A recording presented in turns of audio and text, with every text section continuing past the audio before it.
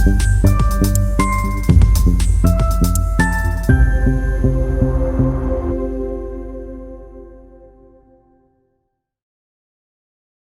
summer 2019, when we heard about the first new CSD in Europe using blockchain technology, everybody believed it was heralding a new era in the CSD industry. However, less than 2.5 years later, the closure of ID2S has created uncertainties. Andrea Tranquillini, who led ID2S as CEO, has accepted our invitation to tell us about the experience and what lessons we can learn from this story of using a state-of-the-art innovation in the CSD industry.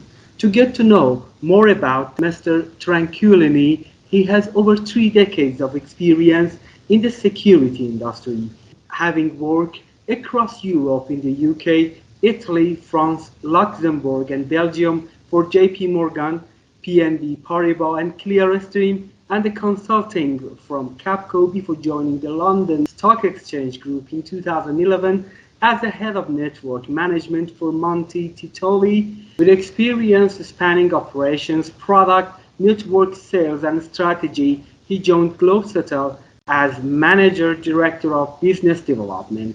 In addition to over 2 years of experience as the CEO of ID2S, he is now running his own company, Custody Solutions. Thank you, Mr. Tranquillini, for joining us. Thank you for inviting me. What lessons national CSDs can learn from ID2S experience? As we all know, it was a pan-European CSD with cross-border regions. How national CSDs can use this experience of ID2S in different areas, for instance, in their legal frameworks, technology, or even how to compete with potential rivals? Well, thank you for the question, Ali. I think that first of all, it's important to understand that technology is a facilitator, not an inhibitor.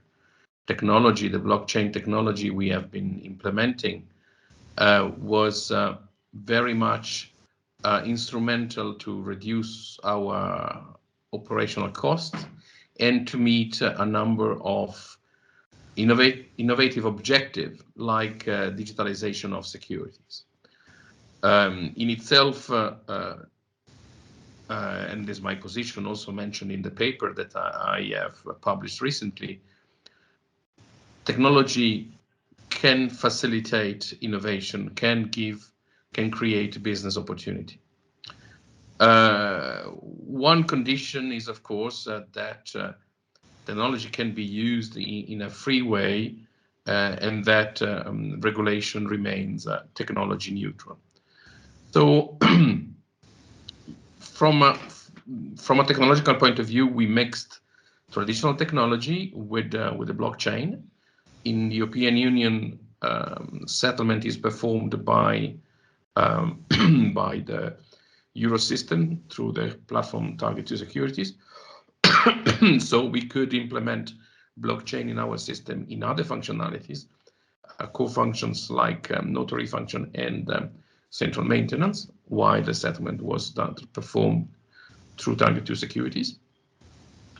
But in addition to that, ID2S experience beyond the technology has been pretty unique also from a regulatory point of view and from a business point of view.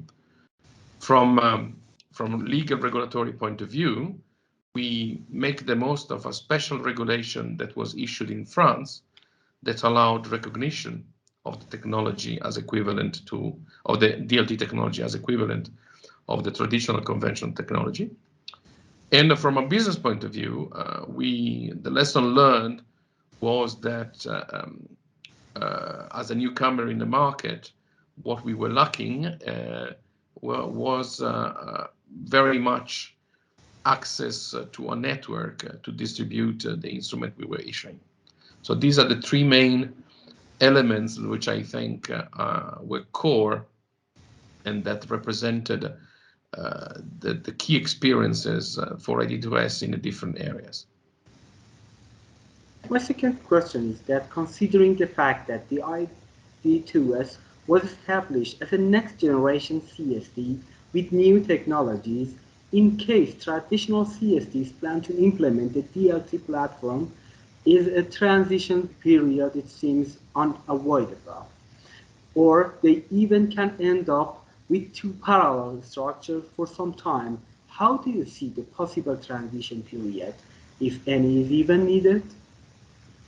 Okay, I think that from new technologies like DLT and blockchain can be implemented in two different dimensions, right?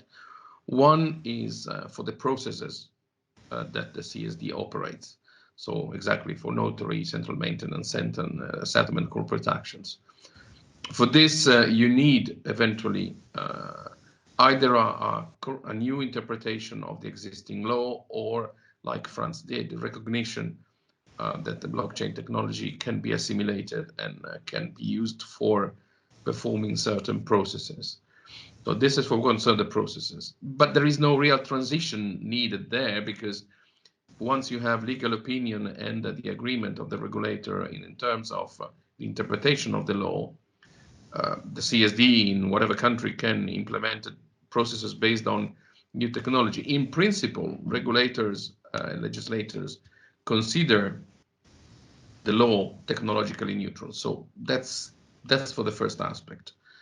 Where a transition is needed is that a CSD, when it comes to digitalization of assets, in the sense that when you come issuing digital assets on a blockchain, then you need endorsement, you need and you need adoption by market participants. So you need to have an infrastructure working on blockchain where you have nodes spread in a private permission way through the market. So you need to have market participant adopting this technology, participating to the network created by the blockchain, and being bold enough to issue in a digital way. So in a world where the form of the security becomes irrelevant, paper-based, electronic-based, digital should be totally indifferent. So this second component is important, because if you don't get adoption by market participant, and you fail in issuing, and you fail in distributing.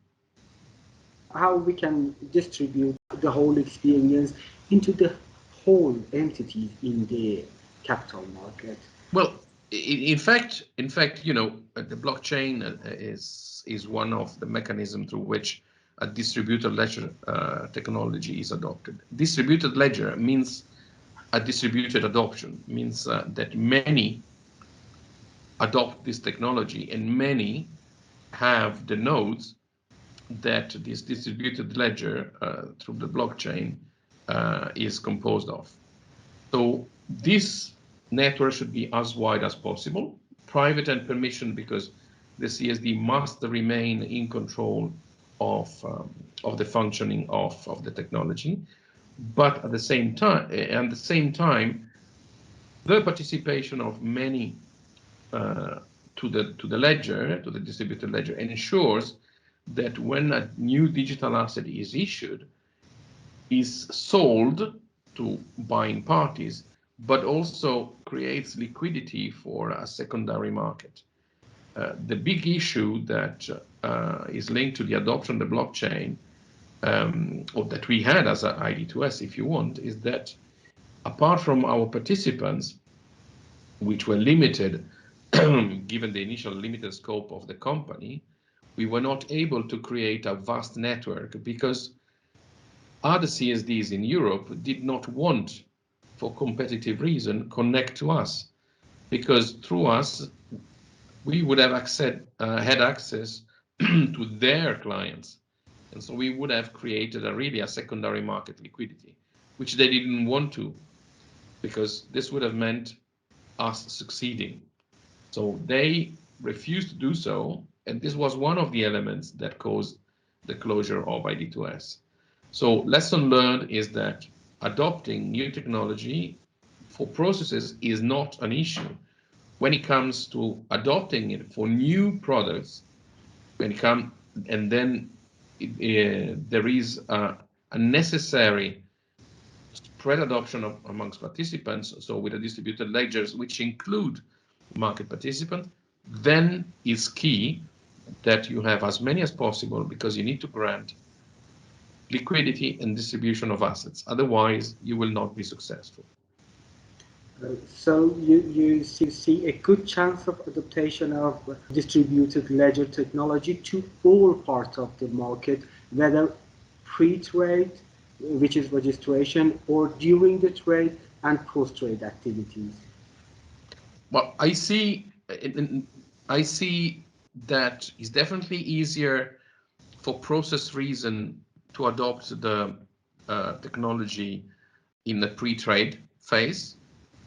In Europe, post-trade is not possible because, as my paper indicates, there are rules and there is T2 target to securities. So the European Commission and the European Central Bank believe that DLT does not grant legal certainty. And so when you don't have legal certainty, who wants to issue in an environment on chain where there is no legal certainty? So the settlement remains off chain. Mm-hmm. But I think in a market, there should be adoption. There should be participants agreeing with a process with the CSD or with the market infrastructure, so the stock exchange, an evolution. So the stock exchange and the CSD shall evolve, allowing digitalization of assets on the market, but this should be done together with the participant, both at trading level and at post-trading level. I think in a country like yours, there is no restriction in terms of positioning like in Europe, where the European Commission and the European Central Bank spend hundreds of millions of euros to create T2S, and they want now T2S be the cornerstone of the set of the post-trade. In your country, this doesn't exist. It is easier, and then a momentum where the regulator, the politicians, and the market move in the same direction is possible. I do believe, for example, today that amongst the most advanced countries in the world, the one where our successful implementation and adoption can occur is UK, is United Kingdom. Industry news site Global Custodian has recently quoted Steve Wager, the head of the direct custody and digital asset product development at BNY Mellon, questioning whether a 0% settlement fail ratio is in the industry interest. What is your take about these comments? Well, I think it goes together with the notion of risk and market. If you remove all risk from the market, there is no market. Mm-hmm. So I think that the underlying of what was mentioned by the colleague of Bank of New York Mellon is indeed that. So if you remove any sort of risk, then of course there is no real market itself. Mm. Of course, improving, so adopting new technology for improving settlement does not mean necessarily ensuring 100% settlement. Ensure means also addressing operational risks that today may exist because of manual processes, because of a time delay with a T+2 or T+1. So I think that adoption of technology does not just address the single moment of the settlement finality of a transaction. It's a process. Before having the settlement finality of a transaction, you have a number of things occurring before, from the moment in which the deal is created, from the moment in which the transaction post-trade level is created, the back office is dealing with it. So there are huge benefit in terms of adoption of the new technology in the process. Then something can go wrong at the very end. So settlement rate can remain at 99.7%. I do agree that to some extent removing any risk from the trading and post-trading process means removing the market risk and potentially killing the market. But I think we're very far from that. But you know, the very product of DLT technology is the same day and real-time settlement. So how we can deal with it? I think that the process is so you can achieve T+0 settlement with any technology. It's not a question of DLT or non-DLT. The question is all the processes around it. So technology can process the data that are part of the transaction in seconds. Today, you don't need a blockchain to do that. It is the infrastructure around that need to be ready to do that.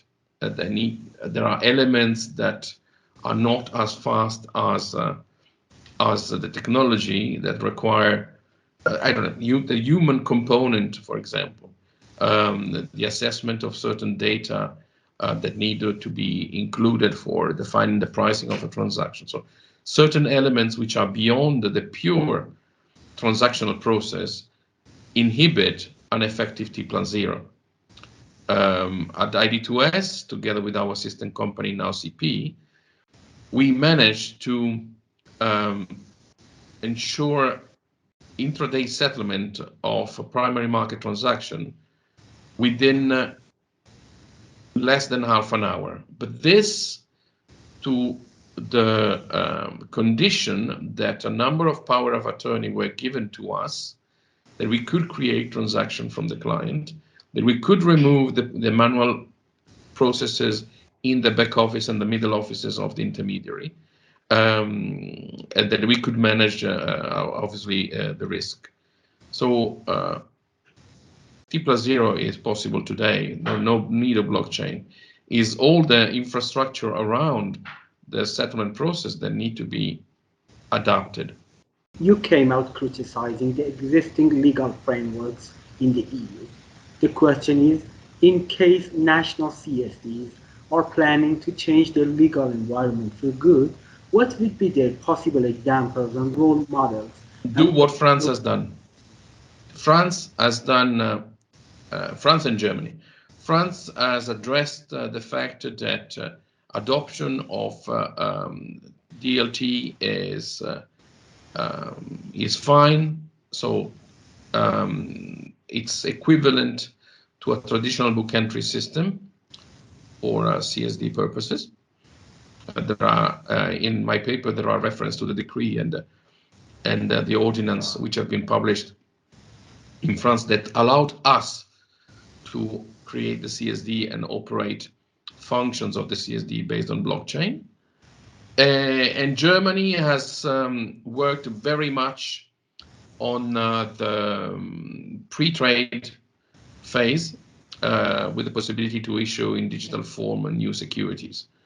But I would tend to say that the combination of the two legislation would allow to create a market as advanced as possible. What is missing in Europe is, of course, the settlement component. Settlement component is in Europe is still driven by the euro system, and what need to be done, I think, is that conditional, of course, the existence of the necessary risk management provisions on a chain settlement. So settlement performed on the blockchain is considered as equivalent to the off-chain settlement, which is the one which is performed through traditional technology. And my final question is, contrary to predefined models of real-time or closely real-time settlement lifecycle? I think that, as again, from a technological point of view, everything can be achieved with conventional or new technologies. On one side, definitely there is a need of a harmonization from a regulatory and legal point of view.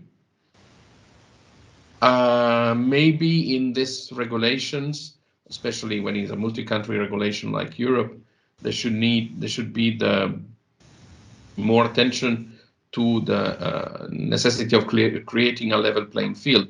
CSDR, as I was mentioning in my paper, is still unbalanced with respect to creating a level playing field.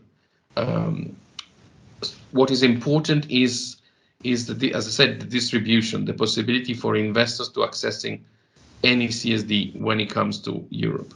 When it comes to a single country with a single market infrastructure, this can be easy because the CSD, the national CSD, has all the participants and can drive together with the stock exchange the process of evolution. So paradoxically, it's much easier when in a single country you have alignment of politicians, regulators, and the stock exchange that move in one direction, then in environment where is a multi-country jurisdiction like Europe, where also there is a predefined mechanism for settlement. Thank you, Mr. Tranquillini, for your insightful comment that somehow calmed and tranquilized our worries about the challenges ahead of the industry. And I wish for you and your colleagues at Custody Solutions very bright horizons. Thank you. Thank you very much for your time.